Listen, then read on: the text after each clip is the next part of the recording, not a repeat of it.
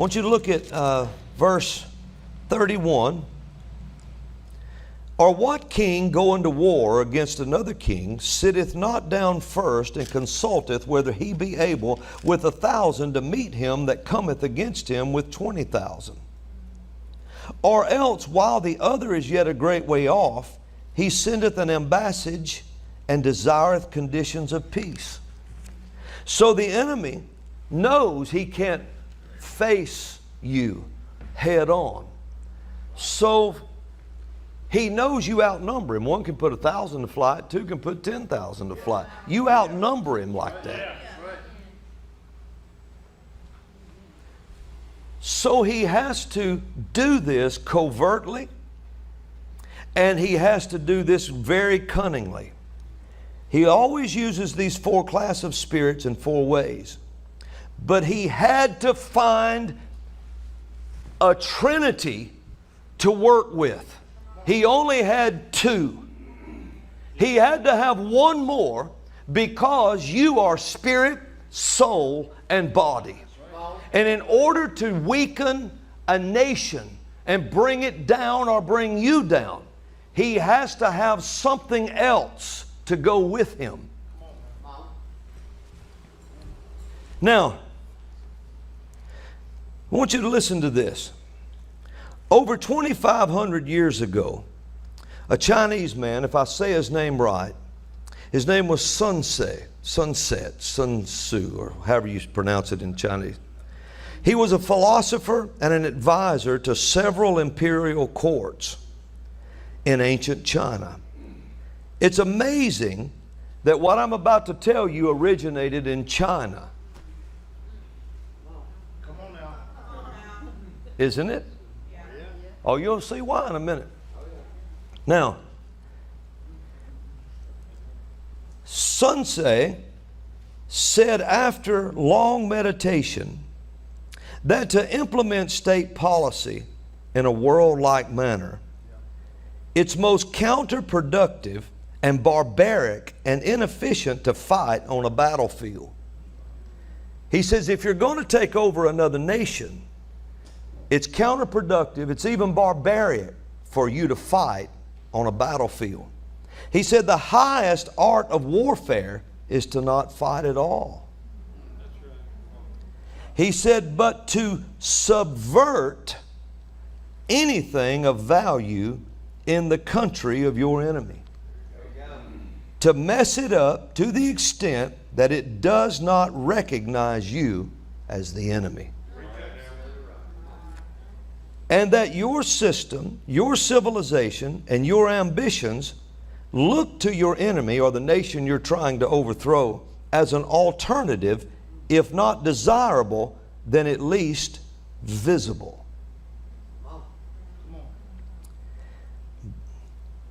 That is the final stage of subversion, after which you can take your enemy without a single shot being fired, if the subversion is successful. Now, in 1970, a man named Yuri Bezmenov, a Soviet defector to the U.S. in 1970, he told some amazing things. Now, he was an expert in psychological warfare. This is what he did. And so he defected in 1970 and came to America at risk of his own life. And he did all kinds of jobs for 10 years here. Drove taxi cabs. He did all kinds of things just to be here because he saw through everything that was going on. Now I want you to listen to me. Now, Yuri, he said this. He said, subversion is psychological warfare. What that basically means is to change the perception of reality of every American to such an extent that people can't come to sensible conclusions to defend themselves, their family, and their country. Now he said this, he said it is a brainwashing technique, subversion is. And it takes a long period of time. And he said it's a slow process. He was involved, I think, in the overthrow of Czechoslovakia. And he said it takes a long time, 15 to 20 years in the first stage. And it's done in 4 stages. Oh, 4 stages. Oh, wait a minute. We know of 4 aspects of the enemy. We know of 4 spirits that he works with. And now here's 4 stages to overthrow a nation. Originated in China. Now watch this. He said, he told of the Soviet tactics in overthrowing a country. The Soviets are Russians now, you know. They call it ideological subversion, or they had another name for it, some of you may have heard. It was called active measure. Now, you'll be surprised where we're going in a minute.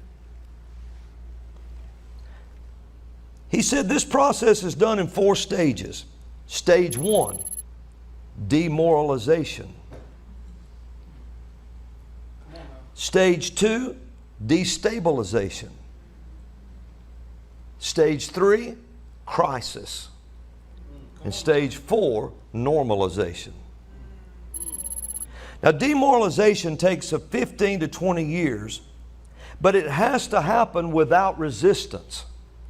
In other words, there can't be any resistance to it. See, people think that the Russians, you know, back when I was growing up, especially in the Cold War days and all that, they said, people thought the Russians are, you know, they're going to overthrow us with tanks and bombs. And remember, we did the movie Red Dawn? We just knew that's how it was going to happen and all this kind of stuff. And, you know, we was going to have to call, who was it, Patrick Swayze to come in and just fight for us and all this kind of stuff. You know, I mean, it was really a movie that stirred up everybody, but we always thought that's the way it was going to be.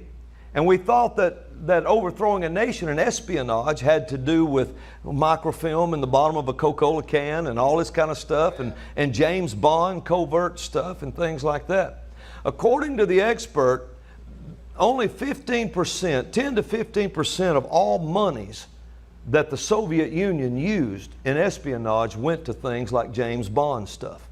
85%, 80 to 85% of it went to subversion of the nation they wanted to take over. It doesn't come from tanks rolling down the street. Subversion begins in the demoralization stage with a foreign exchange student. It begins with that. It moves to professors studying Marxist ideas. And it begins to slowly, and they have to have 15 to 20 years because that's the length of time it takes to change a generation of people. A generation of people. They have to have time to pound it into, this was his words now, pound it into their soft heads constantly in colleges and universities until they're thinking like Marxists. They're thinking like the enemy. And it has to be done this way, and it takes that long without any resistance with American patriotism. And the thing about all this is it's not against the law. It's not against the law at all for professors in our colleges to teach this stuff. So it began in the 60s really big. And by the time that happened, now what happens is by the time you get a generation, 15, 20 years of this kind of teaching, and they've come up through all of this, you can't get rid of them. Once this stage is complete,